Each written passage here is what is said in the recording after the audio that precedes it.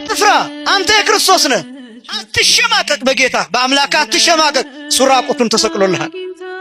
አንተ መልበስ ታፍራለህ። አንተ ነጠላ መልበስ፣ አንተ በክብርና ነው የተባልከው። ክርስቶስ ግን ተዋርዶ ነው መስቀል ላይ አንተን ያዳነ።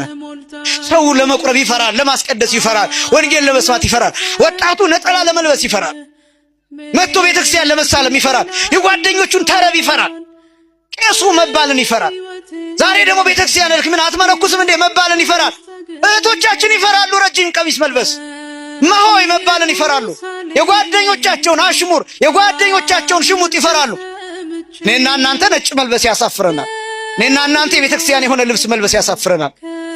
እኔና እናንተ አሁን እቺን የለበስናትን የሆነች ቦታ ወጣ ስንል ሁልቅ አድርገን መኪና ውስጥ እናስቀምጣታለን። ሸብልለን በፌስታል እንይዛታለን። ለምን? ቤተክርስቲያን ሂዶ ነው እንዳንባል፣ ባህል የታደረ እንዳንባል፣ አስቀድሶ እኮ እሱ እኮ ቆራቢ ነው እንዳንባል፣ ገዳም ሄደ እንዳንባል። በትምህርት ቤት ጓደኞቻችን ፊት እናብራለን። የጾም ምግብ መያዝ ያፍራል። ሽሮ ማሳየት ያፍራል። እንደ ክርስቶስ ራቁቱን ነው የተሰቀለው፣ አላፈረም። ወንድነቱ እየታየ ነው የተሰቀለው፣ አላፈረም።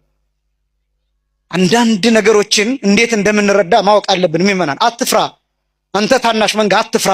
ሰማያዊ አባትህ መንግስቱን ሊሰጥህ ፈቃዱ ነውና አትፍራ።